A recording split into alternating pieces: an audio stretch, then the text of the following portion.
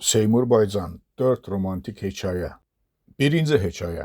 Qulağımız avtomat səsinə, gözümüz silahlı adamları görməyə alışmışdı. Buna baxmayaraq raket zərbələrinə çox az adam hazır idi. Qardaşım darvazanın sağ küncündə qaz durbasının üstündə oturmuşdu. Bacım musiqi məktəbinə fortepiano dərsinə getmişdi. Anam xəstəxanadaydı. Yatmırdı, işləyirdi. Atam 2 il əvvəl araqdan zəhərlənib ölmüşdü.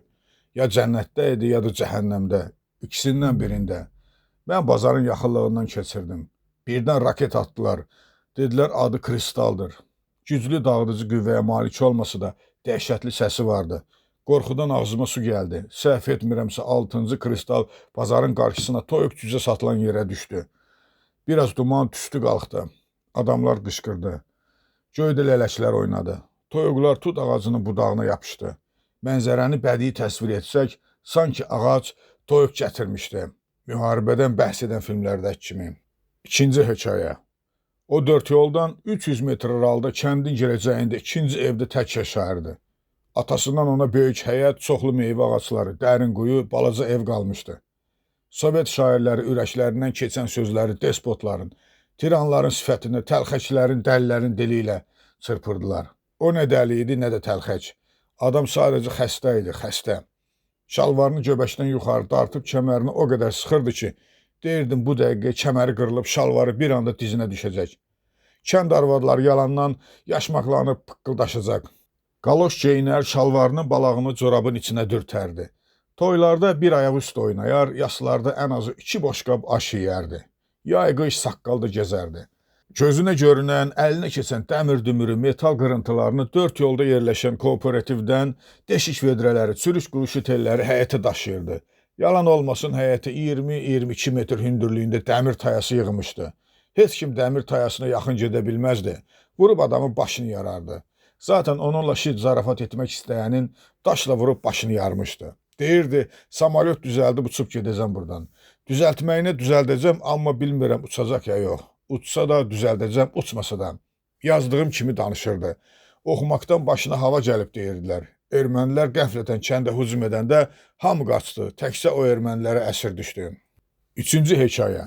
Bu hekayəni mənə Qarabağ müharibəsinin iştirakçısı Rey Kərimoğlu danışıb. Yeri gəlmişkən çoxdan Reyi görmürəm.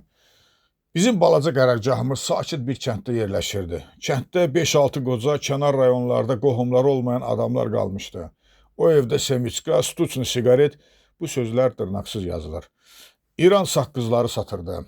Ağır eşidirdi. Biz əskərlər semiçka, stuçni sigaret, İran saqqızı almaq istəyəndə onu çağırmırdıq. Onsuz da eşitməyəcəkdi. Göyə 2-3 güllə atırdıq, çıxırdı evin qabağına. Belə alış-veriş həm satanın, həm də alanın xoşuna gəlirdi. Heç gözləmədiyimiz bir vaxtda ermənilər kəndə hücum etdilər. Atışma başladı. O güllə səslərini eşidib çıxdı evin qabağına. Elə bilirdi bu dəfə semiçka, stuçni sigaret, İran saqqızlarını lap çox alacaqlar.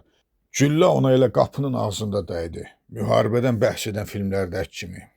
Dördüncü və sonuncu hekayə. Mən onu şəxsən tanımırdım, amma haqqında çoxlu lətifələr eşitmişdim. Çox az adam onun adını bilirdi. Əksəriyyət onu familiyası ilə çağırırdı. Yaslarda mollaları dolayırdı.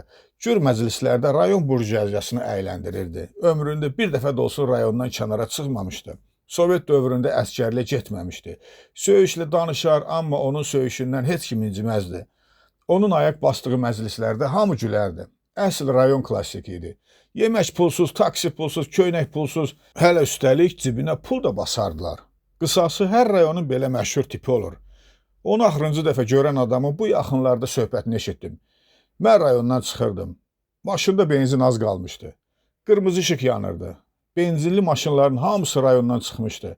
Yuxarı tərəfdə atışma gedirdi. Gördüm oturub səkinin üstündə sakit-sakit sigaret çəkir. Adətən şairlər qafiyə axtaranda belə sigaret çəkirlər. Heç tələsən adama oxşamırdı. Uzaqlara baxırdı. Sigareti atıb ikincisini yandırdı.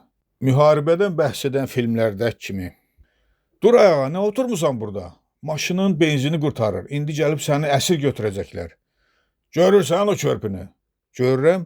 Körpüdən o tərəfdə bir əclaf da məni tanımır. Mən hara gedim?